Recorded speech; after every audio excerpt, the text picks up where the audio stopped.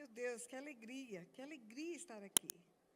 Isso é um presente do Pai para mim, é um mimo de Deus, estar aqui nessa noite com esses amados.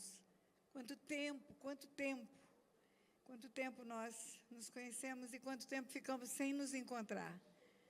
E Deus está dando essa alegria nessa noite. E a minha primeira palavra é agradecer a Deus por isso.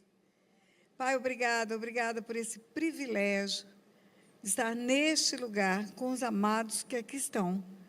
Obrigada, Senhor, por ver esses meninos virarem homens, moços, e estarem aqui, Senhor, servindo ao Senhor com alegria no louvor, em ministérios, plantando o Teu reino, implantando o Teu reino. Que alegria para o meu coração, viver para testemunhar isso, Pai. Muito obrigada, muito obrigada. E usa-me, Pai, nessa noite para o louvor da Tua glória. Usa-me para que o Teu nome seja glorificado, o Teu nome seja engrandecido, seja conhecido, Pai, o Teu amor, o Teu poder, a Tua graça, a Tua fidelidade, a Tua bondade, como cantamos aqui. Tu és fiel, Senhor, o tempo todo o Senhor é fiel. Obrigada por isso, Pai, em nome de Jesus. Amém? Amém. Poxa, que é meio fraquinho. Amém? Amém? Isso. Você sabe que eu vou fazer 75 anos, dia 2 de fevereiro. Eu estou pregando há vários dias, várias horas por dia, dando curso, e estou mais animada que você. Vou falar de novo, amém? Amém. Ótimo. E dirigi hoje o dia todo, para estar aqui, viu? Então, anime-se, porque nós não temos hora para ir embora. Ou temos, Tânia? Podemos tocar o barco? Então, eu quero lhes contar uma história que vocês conhecem.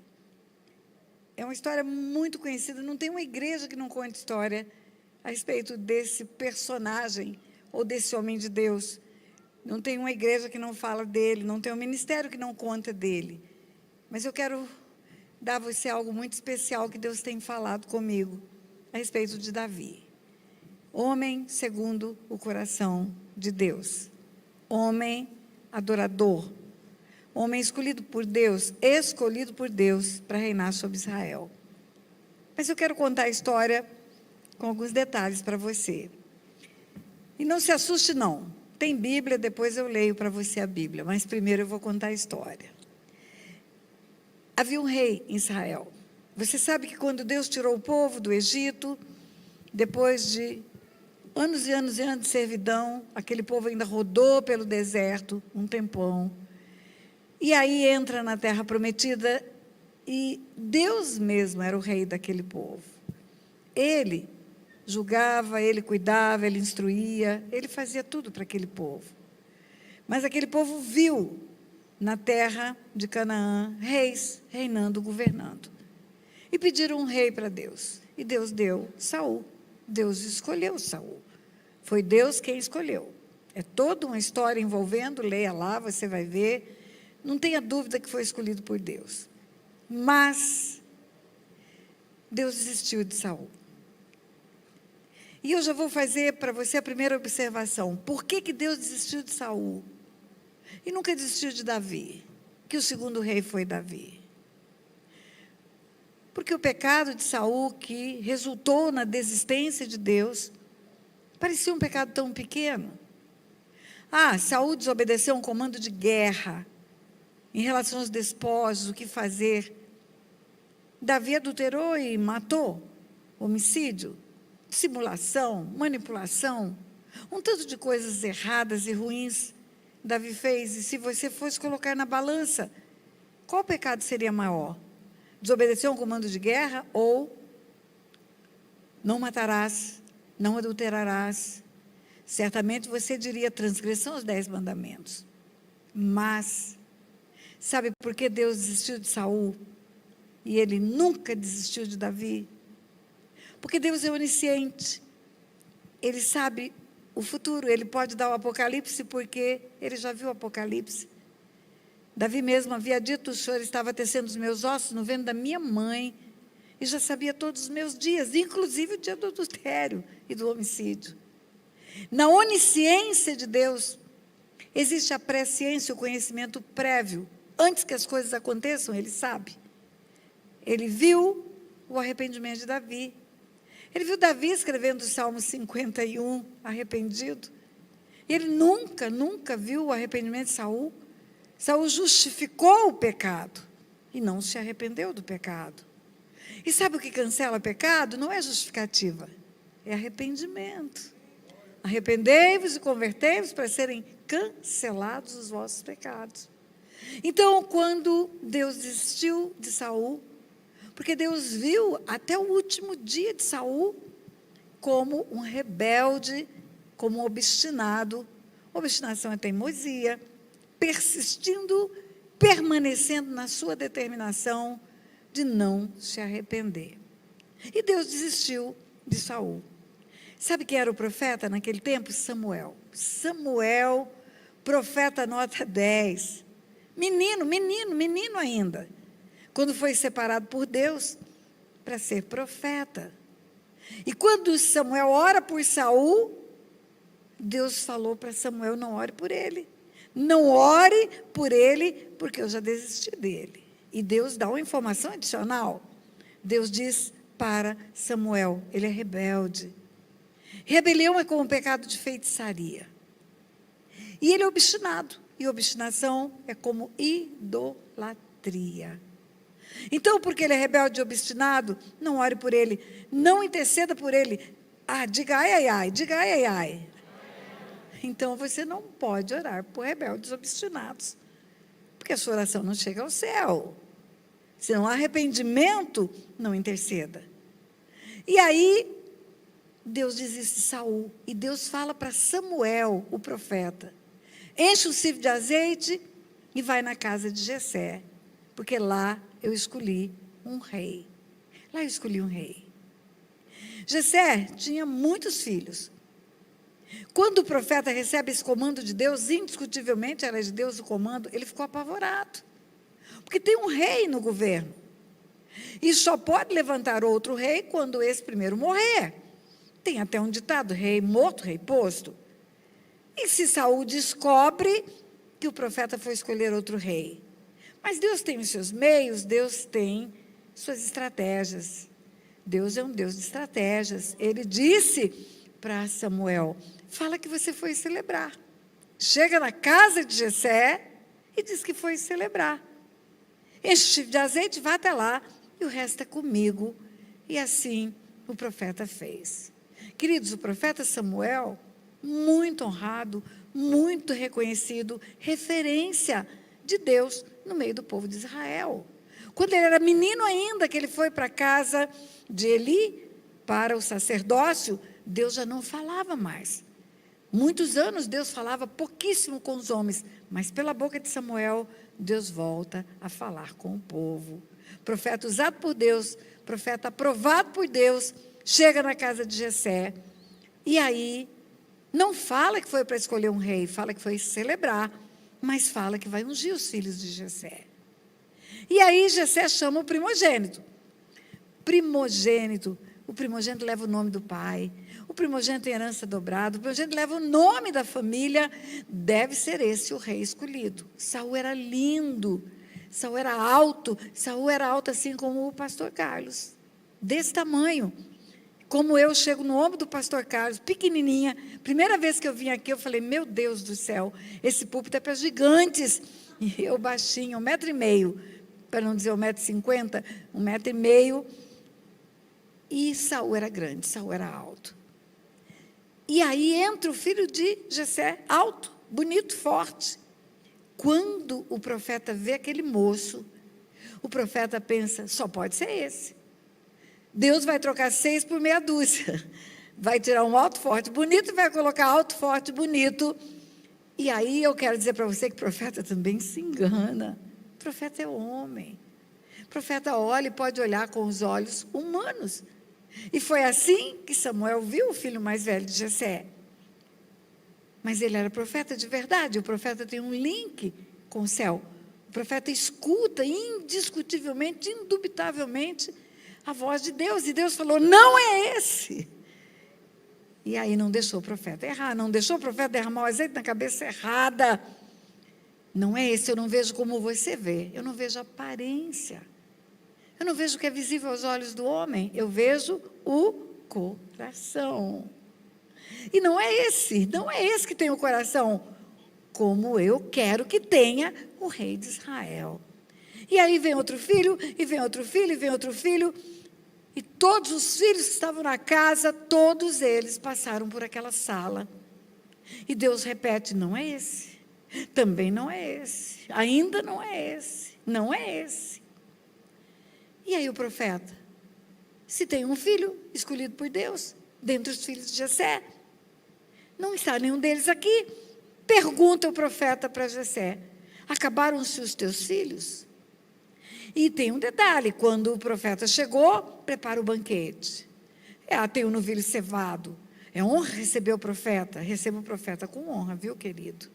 Quem recebe o profeta no caráter de profeta, tem galardão de profeta. Recebe o profeta com honra, e a honra foi feita, e o banquete está pronto, e a mesa está posta, e os filhos estão passando, e nenhum deles é. Quando eles estão prontos para sentarem-se à mesa, é o profeta que pergunta para Jessé, acabaram-se os teus filhos? Não, tem mais um, tem umzinho, tem um esquecido, um anônimo, um rejeitado. Ele está lá no campo, está atrás das malhadas. Tem Davizinho, tem um menino, ele era um menino, um adolescente. Ele estava cuidando das ovelhas. Espera aí. Se é honra receber profeta, por que ele não foi chamado na hora que o profeta chegou? Por que não mandou alguém no campo dizer, corre para dentro de casa, que vai ter um banquete, porque o profeta Samuel acaba de chegar, e já está assando, o novilho cevado já está assando. Porque ele era esquecido. Porque, eu acredito, ele era um filho bastardo. Eu acredito que ele não era filho da mãe dos outros meninos. Por que eu acredito? Porque quando ele ora o Salmo 51, que ele escreveu no dia que ele foi confrontado pelo adultério, pelo profeta que o confrontou, que era Natã. Ele fala, eu nasci na iniquidade, em pecado me gerou a minha mãe. E era pecado gerar filho? Não. Gerar filho é bênção. Se ele diz que ele nasceu na iniquidade e que em pecado foi gerado, é porque certamente havia uma bastardia na vida dele, e certamente por causa disso discriminado pelos irmãos, e certamente por causa disso alijado pelo próprio pai. E ele estava no campo, e a mesa está posta. E olha o constrangimento. O profeta em pé, todos em pé. O profeta diz, não sentaremos à mesa sem que ele venha. Eita! Quanto tempo demorou para o menino chegar? Não sei. Era longe? Não sei. Mas até que manda buscar, até que traz, até que vem todo mundo em pé na sala do banquete. E o novilho esfriando. E um olha para o outro. É o profeta. Deve ser Deus que está falando. É Deus que está chamando. É Deus que está honrando. É Deus que está dizendo, venha, porque é algo para você. E quando entra aquele menino, Deus fala para o profeta, esse é ele, é ele. É ele, é o escolhido, é ele, é ele. Ele pode ser rejeitado pelos homens, ele pode ser esquecido pelas famílias, ele pode ser abandonado pelos costumes, pelas tradições, mas é o meu ungido, é o meu escolhido, é ele, é ele, é ele. Eita, e o profeta derramou azeite, não cita a palavra rei, não, não. O profeta não diz, eis que te unge o rei de Israel, nada disso. Uma unção, onde o azeite derramado fala aquele menino, você é escolhido. E ele não sabe bem por quê, mas ele sabe que é uma escolha especial de Deus. Agora, o Espírito Santo certamente fala para ele, olha, tem um grande trabalho para você em Israel. Tem um grande ministério para você em Israel. Ok, quanta honra na sala do banquete, ele é esperado, ele é escolhido, ele é ungido, e aí ele arrebita o nariz e fala, agora eu sou diretoria, não volto para trás das malhadas. Não, não foi isso que aconteceu. O profeta volta para o seu lugar, os filhos voltam para o seu lugar. E o Davizinho volta para trás das malhadas. De novo, vai fazer o que ele sempre quis. Mas ele não é mais um anônimo. Não diante da família, não diante dos irmãos. Ele não é mais um anônimo, agora ele é o Davi, que o profeta veio até a nossa casa para trazer uma escolha de Deus sobre ele. Ok. Agora presta atenção, Deus desistiu de Saul por quê? Por causa da rebeldia. E a rebelião é como pecado de feitiçaria. E a feitiçaria é conexão com as trevas. E só tem 2 reinos, luz e trevas. Só tem império das trevas e reino da luz. Não há um terceiro reino. Há um confronto de reinos, há uma ambiguidade de reinos. E se Saul começa a colocar o pé no império das trevas, pela rebelião, ele começa a ser perturbado por demônios. Um anjo de luz foi expulso do céu, porque foi rebelde e tornou-se Satanás. Um anjo de luz, ele era querubim ungido, a Bíblia diz. Aonde que ele foi ungido no céu? Qual foi a autoridade que ungiu o Lúcifer? Foi o próprio Deus. E não era um homem, era um anjo. Então, um anjo ungido pelo Deus Todo-Poderoso no céu, tornou-se Satanás. Por quê? Porque rebelou-se contra Deus. Rebelião de um anjo faz ele virar um demônio. Rebelião de um homem tira ele do reino da luz e coloca ele no império das trevas. E aí, Saul começa a ser perseguido por demônios. E olha bem, no Velho Testamento inteirinho, ninguém, absolutamente ninguém tinha autoridade para expulsar demônio. Ninguém. A autoridade dada por Deus para o homem, lá no Éden, quando mandou guardar o jardim. Por que você guarda seu carro? Por que você guarda suas joias? Por que você guarda seu dinheiro? Porque tem ladrão. Se Deus mandou o homem guardar o jardim, é porque o ladrão que mata, rouba e destrói, Satanás, já havia sido expulso do céu. Já estava rodeando a terra, passeando por ela. E Deus manda o homem guardar o jardim. E se Deus deu ao homem essa incumbência, Deus deu ao homem essa incumbência de guardar o jardim, certamente deu autoridade. Se não se achou mais no céu lugar para esse anjo rebelde, na terra também não acharia lugar. Se aquele homem exercesse a autoridade. Mas não exerceu. O inimigo incorporou uma serpente e entrou no jardim. E por que incorporou a serpente? Porque tem uma lei espiritual. O mundo espiritual é regido por leis. O mundo espiritual não é místico. O mundo espiritual é legal, e não é legal de joia. É legal de leis. E tem uma lei espiritual que os céus são os céus do Senhor, mas a terra deu a ele aos filhos dos homens. Terra foi dada para os homens. E olha, antes que você pense que há uma contradição, porque no Salmo 24 está escrito, a terra os que nela habitam são do Senhor. Não há uma contradição. A terra como propriedade, ela é do Senhor. Ele diz, toda a terra é minha. Mas domínio, ele deu para o homem. Também disse Deus. Façamos o homem à nossa imagem, conforme a nossa semelhança. E tem ele domínio sobre tudo. Animais que voam, que rastejam, que nadam, sobre toda a terra. Tem ele domínio é governo, é gestão, é mando, é comando.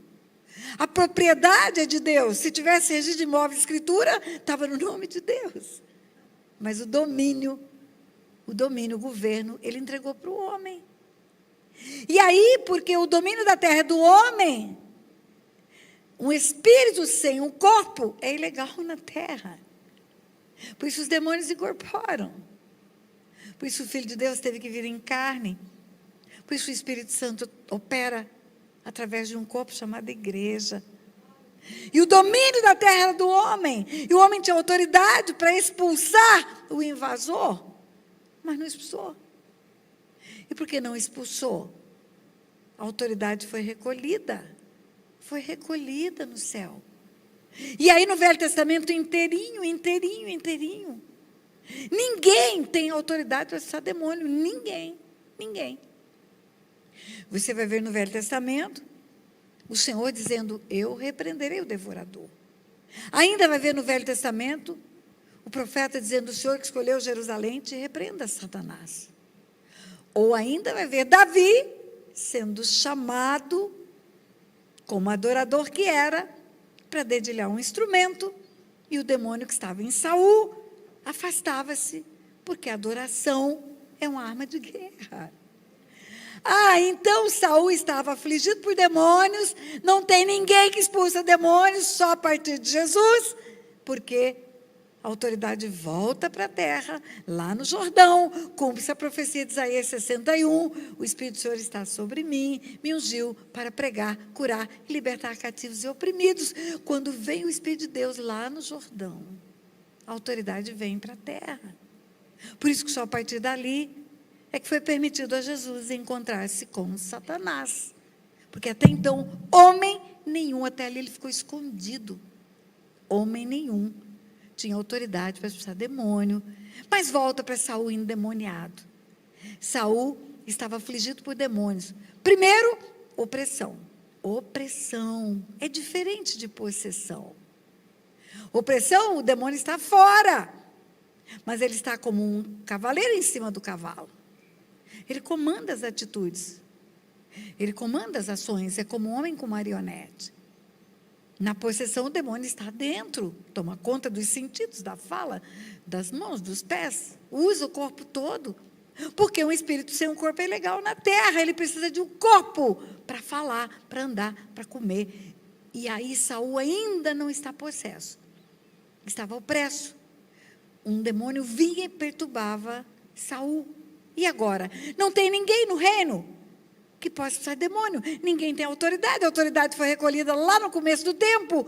E ainda o Espírito de Deus não veio no Jordão, porque Jesus ainda não havia vindo em carne. E agora? E agora alguém diz: olha, tem um rapazinho, tem um menino chamado Davi, lá em Belém. É o belemita, filho de Jessé. Ele toca um instrumento e canta. E quando ele canta, acontece o sobrenatural. E tudo fica melhor a um mover de Deus. Então, manda chamar o menino. Manda chamar o menino para poder trazer esse bem-estar para o rei Saul, que está opresso e cheio de demônios à sua volta. E o menino vem. E o menino vem, vai ao aposento de Saul, dedilha o instrumento, adora, toca. E aí, Saul fica bem. Saul fica bem. Gente, que coisa mais linda é isso. Como é que é isso? Que terapia intensiva é essa? Que ele vem e o rei fica bom, rapidinho. Agora tem mais gente que conhece Davi. Porque os assessores do rei sabem que ele está opresso. E os assessores do rei foi que disseram para ele: tem Davizinho, lá em Belém, filho de Jessé. E todo mundo sabia que o menino vinha, tocava e Saul melhorava. Então agora ele já entrou na casa do rei, ele já entrou no aposento do rei, ele já é íntimo da casa do rei. Agora ele arrebita o nariz e fala: virei diretoria. Ninguém mais vai me levar para trás das malhadas. Não, não. Porque uma das marcas daquele menino era a humildade. Essa era uma das razões pela qual ele era um homem segundo o coração de Deus. Volta para trás das malhadas. De novo, vai para o lugar anônimo, vai ficar escondido. Não é tão anônimo, porque todo mundo que conhece o rei e sabe do que o demônio estava fazendo com o rei, agora sabe que existe um Davizinho, um adorador. E sabe que Deus se manifesta através da adoração desse menino. E aí, porque Saul está completamente fora da presença de Deus, Israel começa a perder batalhas. Quando um governo está debaixo do temor de Deus, é Deus quem faz a proteção de toda aquela nação. Quando o governo está a serviço das trevas, as trevas prevalecem. Autoridades trazem o bem ou o mal, luz ou trevas para uma nação. E aí, o que acontece? Os filisteus que são usados por Satanás, eles afrontam o povo de Deus, afrontam o povo de Israel, e tem uma guerra, e nessa guerra, os filisteus têm um gigante, e esse gigante chama Golias. E o povo de Israel está apavorado, porque Golias é um homem enorme, 2,70 metros, e ele é um duelista, e ele está fazendo uma proposta que não precisa ter guerra de morrer um monte de gente, basta que um homem de Israel vá para um duelo com ele, e aquele que vencer, venceu a guerra para os demais. Só que tem um detalhe, não tem ninguém em Israel que tem 2,70 metros. E não tem ninguém em Israel que tem as armas que Golias tem. E Golias está afrontando o exército do Deus vivo. A afronta já durava 40 dias e 40 noites. Começa aqui no alto do monte, depois tem um vale, e depois tem outro monte. Lá está acampado o exército dos filisteus, e aqui está acampado o exército de Israel. E a afronta começa lá em cima, e vem descendo o gigante filisteu, vem descendo, agora já vem subindo o gigante filisteu. E o exército de Israel está apavorado, envergonhado, humilhado, afrontado pelo diabo. E tem um menino, chama Davi. Sabe por que eu sei que ele era um menino? Porque todos os homens com idade de batalha foram convocados para a guerra. Todos. E dos filhos de Jessé, só 3 estavam naquela batalha. Só 3 tinham idade de guerra. E dos que não tinham idade de guerra, ele era o caçula. E por mais que você faça conta, ele não passa de 14 anos. E aquele menino está atrás das malhadas. Além de cuidar de porcos, ele é menino de recado também. E o pai fala para ele: Davizinho, vai lá no arraial de guerra, traz notícia dos seus irmãos. Leva um queijinho. O comandante vai ganhar o queijinho e vai deixar você entrar. Leva passas, leva castanhas. Vai lá, traz notícia dos seus irmãos, meu filho. E ele vai. Ele foi tão mal recebido pelos irmãos. Quem que está cuidando das ovelhas? Não foram gratos por ele levar algumas coisinhas para eles, não foram, nem perguntaram: e o nosso velho pai, como é que está? Fala para o pai que nós estamos vivos, está tudo bem por enquanto. Nada disso, eles afrontam o irmão. Afrontam o irmão, deixam o irmão envergonhado diante das pessoas. Mas nessa hora, o gigante filisteu, que 2 vezes por dia vinha afrontar o exército de Israel. E afrontava de verdade. Não tem homem, não? Não tem nenhum macho aí para vir guerrear comigo? Ninguém que seja capaz de me enfrentar? E nessa hora, é nessa hora que Davi chega. Davi sente uma indignação santa. Davi sente uma indignação santa que se transforma num grito. Quem é esse incircunciso filisteu que ousa afrontar o exército do Deus vivo? Eu acho que Deus olhou. Eu acho que Deus olhou do alto e falou: eita, apareceu um que tem coragem. Apareceu um que sente o que eu sinto. Apareceu um que está sentindo exatamente o que eu estou sentindo. E é esse menino que eu vou usar, é ele mesmo. Ele fala: eu vou duelar com esse gigante. O rei tem notícia, manda chamar. Você é tão menino ainda, você é tão jovem. É perigoso, esse gigante é um duelista. Perigoso? Você não tem ideia, rei, o que eu faço? Ele só faltou dizer para o rei: perigoso é o meu Deus. Perigoso é aquele que vem comigo nas batalhas. Eu estou cuidando da ovelha. Eu estou cuidando da ovelha. E vem o urso e pega a ovelha. E pensa que eu corro? Eu corro sim, mas é atrás do urso. Eu abro a boca dele e tiro a ovelha de lá. E vem um leão e pega uma ovelha. E eu corro, não do leão, eu corro atrás do leão, abro a boca do leão e arranco a ovelha. Eu não tenho medo de nada. Então, rei, me deixe guerrear, me deixe. O rei fala: tudo bem, mas bota minha armadura, pelo menos isso. Rapaz, você está com essa roupa aí feita de pele de ovelha. Você não tem nada para se proteger. Você não tem uma lança, não tem um arco, não tem nada na mão. Veste a minha roupa. Pega a minha armadura. Ele até tentou, queridos. Ele botou, mas foi tão desengonçado. Sabe por quê? Porque ele não se fiava em armaduras. Ele se fiava no Deus Todo-Poderoso. Ele se fiava no Deus que ele conhecia muito bem. quando ele adorava: o Senhor é meu pastor, nada me faltará. Ele leva os olhos para os montes, de onde me virá o socorro? Não é do monte, é do Senhor. O Senhor é a minha rocha forte, a minha segurança, o meu libertador, o Deus em quem confio. Era isso que era a armadura de Davi. Tira tudo, devolve para Saul e vai. 5 pedrinhas. Você conhece a história. 5 pedrinhas. Ai, tem gente que prega que a primeira diz isso, a segunda diz isso, a terceira. Eu falo que nada disso. Ele pegou 5, porque se errar a primeira tem a segunda, se errar a segunda tem a terceira. Eu vou ter 5 oportunidades. Mas não precisou. Quando o gigante viu aquele menino com a funda na mão, ofende aquele menino: eu lá sou um cão, para você vir a mim com pedras? Eu vou destruir você hoje mesmo.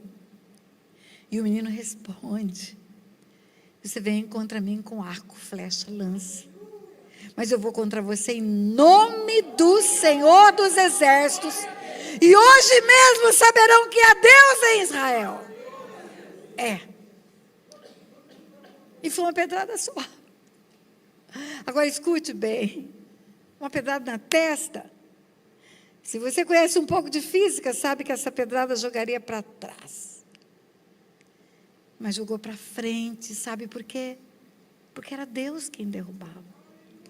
Deus só queria que um tivesse coragem e ousadia para dizer: eu vou acabar com essa confusão em nome do Senhor. E o gigante cai de cara no pó. E aí Davi pega a própria espada do gigante e decepa a cabeça dele. Gente, Israel entrou em festa. 40 dias, 40 noites. Uma guerra, queridos, é destrutiva numa nação. Mulheres ficam viúvas, crianças ficam órfãs.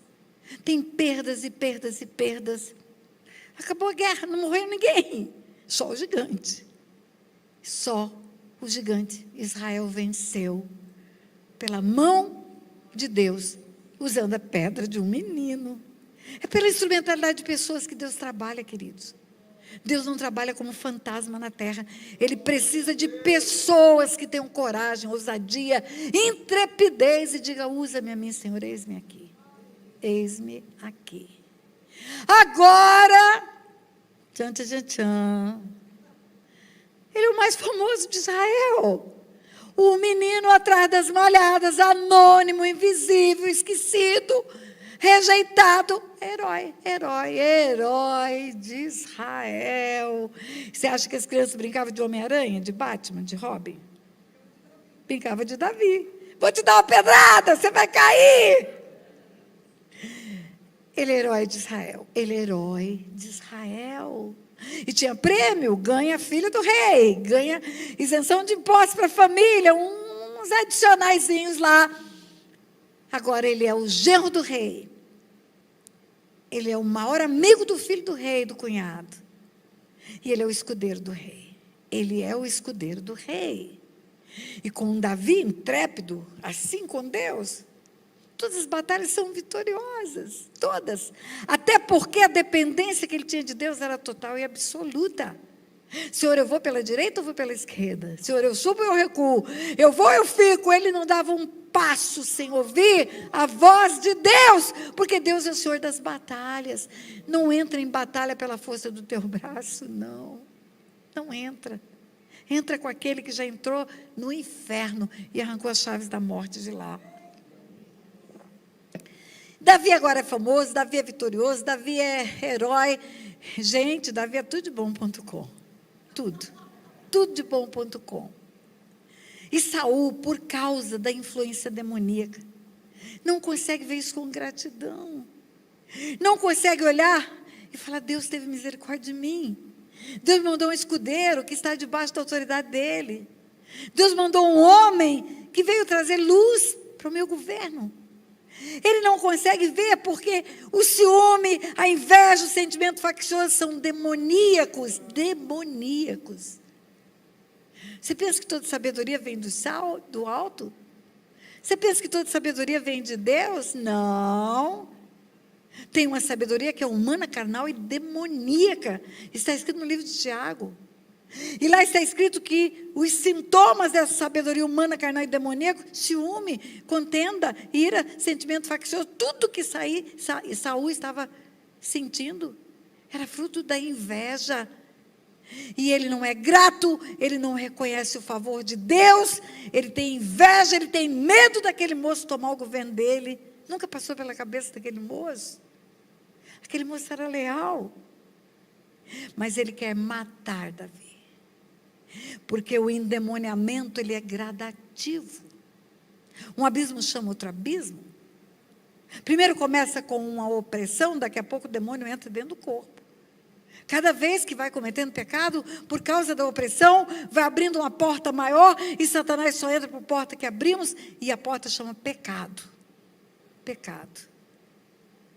E Saul, possesso, quer matar Davi. E manda recado. E Davi foge. Ah, queridos, escute bem. Muita gente prega uma submissão cega à autoridade. Sim, se ela não for abusiva, se ela não causar morte. Se Davi fica, ele morre. Ele morre. Davi fugiu para não morrer. Davi fugiu para não morrer. E Davi fugiu. A esposa de Davi arruma a cama, bota travesseiro, faz de conta que Davi está dormindo, mas Davi escapou pela janela. Foi embora. Foi embora porque se fica, morre. Saul não estava de brincadeira. Fugiu com a roupa do corpo, só. Tudo ficou para trás. Ele teve que passar no território vizinho. E quando ele passa no território vizinho, ele corre risco. Porque todo mundo tinha o exército de Israel como um exército forte. Porque Davi fez aquele exército ser forte. Todo mundo tinha o rei Saul como um rei poderoso, porque Davi, ganhando as batalhas, dava honra àquele homem. Então, os territórios vizinhos, para ficar bem com Saul, podia entregar o fugitivo, por que não? De repente, Saul está aqui, o fugitivo, tem algum prêmio. Davi sabia disso. Davi sabia do risco. E para passar pelo território vizinho, e passar por lá sem ser devolvido, amarrado e preso, ele tem que fingir de louco. Davi tem que fingir de louco e finge. Arranha a porta, baba, doido, doido, doido. Deve ter gente que deve ter dito, está vendo? Guerreou tanto que foi doido. Tem gente que fala para mim, para de falar de guerra espiritual, para de lutar espiritualmente, senão você vai enlouquecer. Pois olha, fazem 40 anos que eu estou brigando e cada vez mais lúcida. E Satanás que se prepare, porque ainda tem uns 40 anos para brigar pela frente. E cada vez mais lúcida. Quanto mais eu bato, mais eu quero bater. Mais eu descubro o quanto é importante a guerra espiritual. E Davi foge. E foge com a roupa do corpo. Foge babado. Chega num lugar chamado Caverna de Adulão. Eita! Caverna de Adulão é um lugar onde tinha 400 homens endividados, amargurados, e eu digo desesperado por minha conta. Quem está amargurado, está endividado, está desesperado. 40 homens, 400 homens naquele lugar, se juntando ali. Sabe o que me faz lembrar a Caverna de Adulão? Quando eu passo nesses viadutos e vejo Cracolândia, sem documento, sem higiene, sem perspectiva, completamente perdidos. Aqueles homens estavam ali naquele lugar. E Davi vai para aquele lugar. Davi chega naquele lugar. E a Bíblia diz que Davi fez-se chefe deles.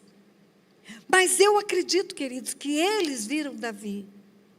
Reconheceram Davi, porque a fama de Davi percorreu nações.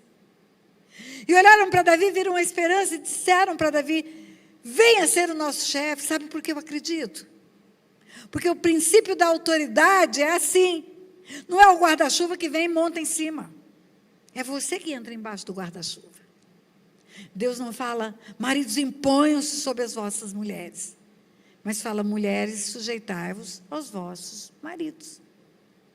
Deus não fala, autoridades, imponham-se sobre os povos. Mas fala, povos, submetam-se às autoridades. O princípio da autoridade é exercido quando eu recebo e reconheço a autoridade que está sobre mim. Então, eu acho que aqueles homens reconheceram Davi. E devem ter dito para Davi, olha, venha nos chefiar, venha nos ajudar. Você está nos trazendo um pouco de esperança. E eu gosto de imaginar, queridos, a minha mente é fértil, fértil. Eu imagino quantas respostas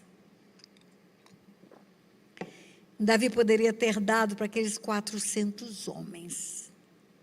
Talvez ele pudesse dizer para aqueles homens, olha, vocês não sabem o que eu estou vivendo. Vocês não têm noção do que me aconteceu. Eu estou precisando de ajuda. Eu não tenho como estender a mão para vocês. Não tem nada que eu possa fazer por vocês. Porque tudo que eu tinha se perdeu. Davi podia dizer para aqueles homens, olha, eu estou como um Zé Ninguém na terra. Eu perdi a minha esposa porque ela era a filha do rei. Eu perdi o melhor amigo, ele era filho do rei. Eu perdi o emprego, era escudeiro do rei. E eu não tenho mais nada, mais nada. Eu estou com a roupa do corpo suja de baba, sem ter para onde ir. Talvez Davi pudesse acrescentar ainda, e nem dá para eu voltar para o meu passado. Porque se eu voltar para trás das malhadas, o exército que eu treinei, vai me encontrar e vai me trucidar. Se for para a casa dos meus pais, tem gente que está tudo errado, eles voltam para a casa dos pais. Não posso voltar para a casa dos meus pais. Porque meus pais vão morrer também. O exército que eu treinei vai matar toda a minha família. Eu não tenho futuro. Talvez Davi pudesse ser, eu estou muito decepcionado com homens. Muito. Vocês não têm ideia como eu servi o rei de Israel. Vocês não têm ideia o que eu fiz pelo rei de Israel. E não houve gratidão. Não houve reconhecimento, não houve recompensa. E agora vocês vão achar que eu vou fazer alguma coisa por vocês? Não, homens só me decepcionam. Ele podia dizer mais. Ele podia dizer assim, olha, um dia eu acreditei numa profetada. Apareceu um profeta com um chifre cheio de azeite na casa do meu pai, Jessé, derramou na minha cabeça e eu até achei que tinha alguma coisa grande para mim. Mas eu acho que nem ele era profeta e nem o Deus que ele servia era Deus, porque deu tudo errado. Tudo errado. Eu estou no pior momento da minha vida. Davi teria milhares, milhares e milhares de desculpas para dar. Mas ele não deu nenhuma delas. Sabe o que Davi fez naquele dia? Ele fez o Salmo 34. E sabe o que ele diz? Bendirei o Senhor em todo o tempo. O seu louvor estará continuamente na minha boca. O Senhor se gloria minha alma, ouça-nos mansos e se alegrem. Engrandeceu o Senhor comigo e juntos exaltemos o seu nome. Busquei o Senhor e ele me respondeu, e de todos os meus temores me livrou. Olhai para eles e serei iluminados, e os vossos rostos jamais serão confundidos. Clamou este pobre, o Senhor ouviu e o livrou de todas as suas angústias. O anjo do Senhor acampa ao seu redor dos que o temem e os livra. Provai e vede que o Senhor é bom, e bem-aventurado o homem que nele se refugia. Temei ao Senhor, vós, os seus santos, porque nada faltam as que os temem. Os leãozinhos necessitam e sofrem fome, mas aqueles que buscam o Senhor, bem nenhum lhes faltará. Você vai ler o resto do salmo em casa. Gente, se você não sabe da história, que essa palavra foi escrita no dia que chegou na caverna de Adulão, você vai dizer, esse cara está vivendo o melhor momento da vida dele. É um salmo de otimismo. Eita, é um salmo que levanta qualquer pessoa. Esse cara devia estar no up da história dele. Mas não estava. Ele estava no pior momento da vida dele. E agora? Como você explica isso? Como você explica isso? Tudo que nós cantamos aqui foi mostrar a fidelidade de Deus. Tudo que nós mostramos aqui foi dizer que Ele é fiel. Eu acho que Davi olhou para o céu e viu uma lua. Talvez você saia lá fora e veja a lua. Aqui em São Paulo é mais difícil de ver lua. Resende, eu moro num condomínio que chama Casa da Lua, porque você vê a lua como se estivesse no seu quintal.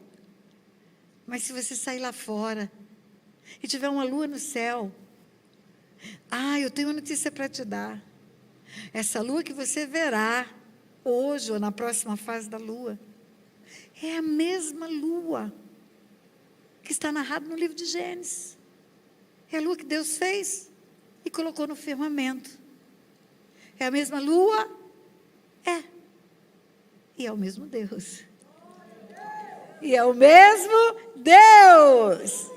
É o mesmo Deus. Eu creio que Davi olhou para aquela lua e falou: Deus, se ainda não aconteceu, porque não chegou a hora, mas eu louvo o Senhor, porque vai acontecer, porque a sua promessa não é inútil, porque o Senhor não mente, porque tudo que o Senhor fala, o Senhor faz. Qual é a sua definição de fé? A Bíblia tem uma. Eu creio que seja da maioria das pessoas. Fé é a certeza das coisas que se espera, a convicção daquilo que não se vê. Mas eu tenho uma definição própria de fé. Fé é crer que Deus é quem diz que é, e que Ele fará o que Ele diz que fará. E se Ele diz, Ele vai fazer. E se Ele vai fazer, Ele vai fazer. O tempo não acabou ainda. Não acabou ainda. E aí, ele olhou para aqueles 400 homens. E sabe o que ele começou a fazer, pastora Tânia, pastor Carlos? Ele começou a treinar um novo exército.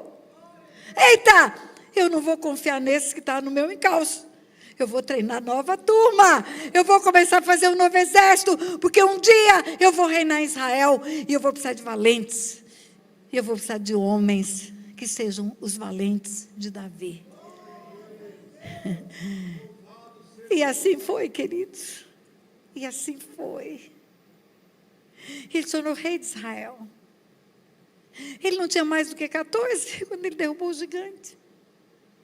Ele não tinha mais do que 17 quando ele se tornou o escudeiro do rei. Ele ficou muitos anos nesse sofrimento. Muitos anos. Foragido, perseguido, vivendo como mercenário. Mas um dia ele foi coroado diante de todo o Israel. Sabe quantos anos durou o seu governo? 40 anos. 30 anos ele tinha quando começou a reinar sobre todo Israel. Ele tinha 30 anos quando começou a reinar. E o seu governo durou 40 anos. E o tempo de sofrimento foi uns 17, 16 anos. Sabe o que eu estou querendo dizer para você? Onde houve desonra tem mais do que o dobro de honra. Creia no que eu estou te dizendo. Acredite nisso, só tem um jeito de não acontecer com você. Se você não acreditar. Só se você duvidar. É que a promessa de Deus na sua vida não vai se cumprir. É que vai se frustrar aquilo que é o plano de Deus. Você nasce porque tem um propósito. Você não tem um propósito porque você nasceu. Você nasce para cumprir um plano de Deus nessa terra. E o diabo vai fazer tudo para impedir. Mas se você estiver firme na rocha, se você confiar que Deus é quem Ele diz que é, e que Ele fará o que diz que fará, Ele fará. Ele fará. Tânia e Carlos conhecem a minha história. Sabe aonde eu comecei? No lixo de Aquidauana. No lixo de Aquidauana. Vai para o meu canal oficial do YouTube, vai lá.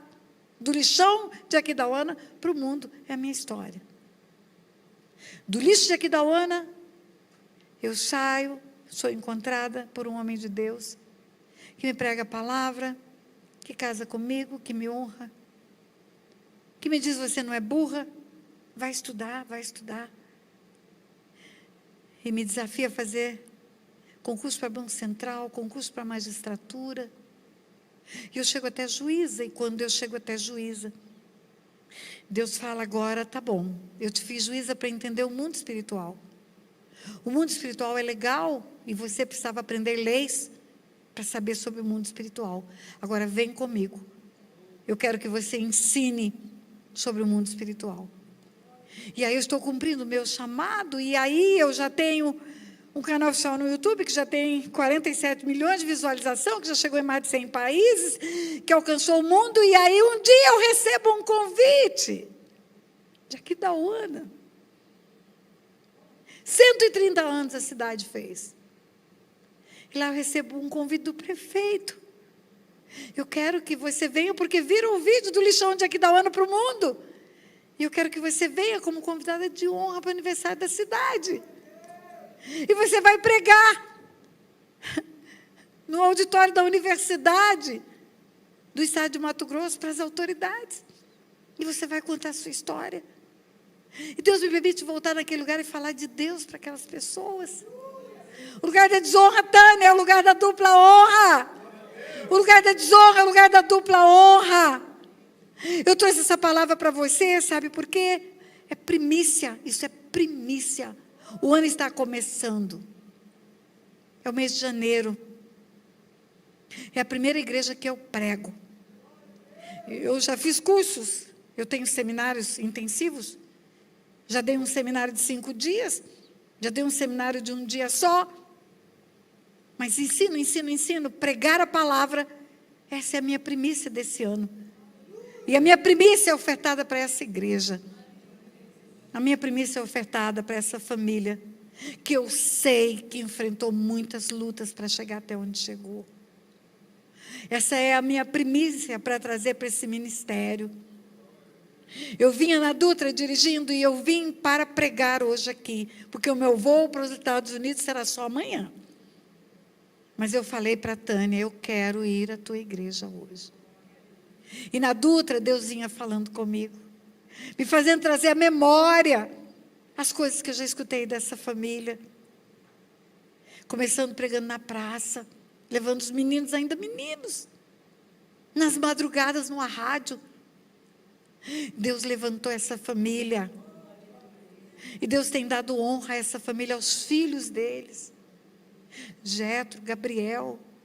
Hoje são motivos de honra e de alegria para essa família. São conhecidos no mundo. Sabe por quê? Porque Deus é assim. Ele tira da caverna de Adulão. Ele tira do anonimato. E Ele leva para lugares altos. E você precisa crer nisso, não duvide disso. Porque o que Deus tem para você também é grande. Deus quer levantar o povo dele em honra nesta terra, chamada Brasil. Creia nisso, que você vai ver a manifestação da glória de Deus. Eu é que sei os pensamentos que tenho a teu respeito. Meus caminhos são melhores do que os teus. E eu entrego essa palavra como a primícia do ano de 2023. E eu quero que você receba como uma semente no teu coração. Eu quero que você se levante e nunca mais diga não posso, não consigo, não vai dar, não acredito, já perdi. Queridos, não faça isso. Não faça isso. Se você está chegando no lugar de caverna de Adulão, treine os guerreiros, porque vai se levantar um exército ali. Jetro está treinando guerreiros. Gabriel atrai os céus quando adora. Meu Deus! Se você sentisse o que eu estou sentindo agora, você também estava chorando nesse lugar. Mas eu vou terminar. Eu sei, é dia de semana, vocês precisam ir para casa. Leva essa semente com você. Leva essa semente com você. Guarde essa palavra. Se você permitir que ela germine no teu coração, quando terminar esse ano, você vai ter tanto testemunho para dar. Vai ter tanta história para contar. Assim como eu tenho, assim como eles têm. Eu creio nisso, em nome de Jesus. E só para aqueles que creem, fiquem em pé.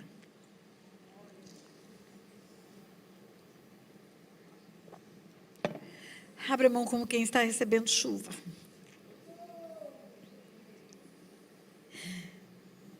Pai, o Senhor é o Deus do sobrenatural.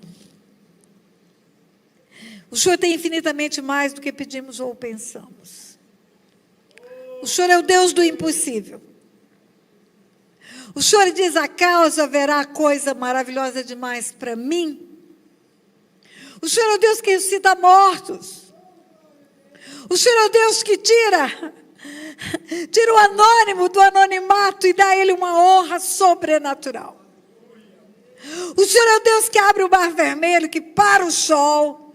O Senhor é o Deus que faz tudo, absolutamente tudo que o Senhor quiser. E eu sei que o Senhor quer, porque o Senhor é Pai, o Senhor é Abba. Eu sei que para os teus filhos que estão em pé, o Senhor tem coisas grandes. Talvez eles estejam vivendo só no natural. Mas eu quero desafiar esse povo a começar a andar no sobrenatural. Levantar-se e andar-se no sobrenatural. Reaviva os sonhos que eles têm, Pai. Reativa, Pai, as palavras que eles já receberam um dia em profecias e que se esqueceram delas. Reaviva, Senhor. E levanta a fé do teu povo, Pai. Levanta a fé do teu povo, Pai. Porque eu sei que a única coisa que o Senhor precisa é isso. Para que o Senhor possa dizer: seja feito conforme a tua fé. E seja assim, Pai. Seja assim essa semente. Que ela caia numa terra boa. A semente é a tua palavra, ela sempre é boa. O Senhor é aquele que gerou essa semente. Só depende da terra agora, Pai. Só depende da terra, Pai. Para que ela venha a gerar muitos frutos no coração dos teus filhos. Em nome de Jesus. Queridos, nesse espírito que você está, enquanto o grupo de louvor vai adorar, você vai fazer uma oferta ao Senhor, as primícias da palavra. Ela tem que ter uma contrapartida de primícias de oferta. E eu já vou dizer para você, para que você saiba, para não fazer confusão na sua cabeça. Nada vai ficar para mim, é para a igreja. Deus mandou eu passar aqui e deixar uma primícia de palavra nessa igreja. E a oferta que você vai fazer é a primícia para a igreja. Não é para a pastora Tânia, não. É para o ministério. E eu te desafio a trazer o seu melhor nessa noite. Você sabe que nada que entregamos para o Senhor, Ele não nos deu primeiro. Quando você traz sua vida, entrega para o Senhor, você está devolvendo. A vida é dom de Deus. Se Ele tira o fôlego, morre. Você não está dando nada, você está devolvendo. Quando você traz os filhos no altar, você também não está dando nada. Você não faz filhos, Deus faz filhos no coração e coloca a semente na barriga de uma mulher. Antes que eu te formasse, eu te conheci. Então, quando você traz os filhos para o altar, você só está devolvendo. E quando você traz as ofertas, entrega os dízimos, você também não está fazendo nada, você está devolvendo daquilo que o Senhor te deu. Não tem um tostão que você traz que do céu não tenha sido dado. Não tem um tostão que vem para sua conta bancária, seu salário, que não tenha sido Deus quem te deu. Não tem. É o Senhor que te dá. Sabe o que você faz quando você traz ofertas e dízimos? Você faz igual o menino que pega dinheiro do pai para comprar presente para o pai. Porque é o pai que tem o dinheiro. Mas o pai se alegra de ver a sua obediência. E na obediência tem recompensa, escute bem.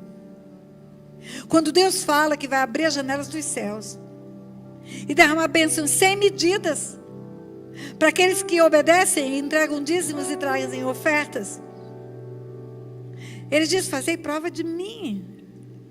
Ele não diz: eu vou abrir a porta do banco para você, não. Não é o caixa eletrônico. Ele não está falando de bênçãos financeiras só. Ele fala de abrir as janelas dos céus E dá uma bênção sem medida, sabe? Aquelas que estão aprovisionadas desde antes da fundação do mundo. Coisas que você está esperando. Coisas grandes, tremendas, que Ele deseja entregar. Então venha com esse coração trazer essa primícia. Venha. É o primeiro mês do ano de 2023. A minha primícia está entregue, ainda assim. Eu quero trazer uma primícia ao altar. Venha com esse coração. Não fique ninguém sentado, por favor. Não fique ninguém sentado se você não veio preparado. Ai, meu Deus, só agora eu estou sabendo disso. Olha para o teu irmão que está do teu lado e fala: meu irmão, você não vai me deixar de fora. Vamos lá, eu vou com você no altar. Divida a sua primícia comigo. Depois eu te recompenso. Mas venha ao altar. Venha ao altar. Venha ao altar. Enquanto adoramos. Oh!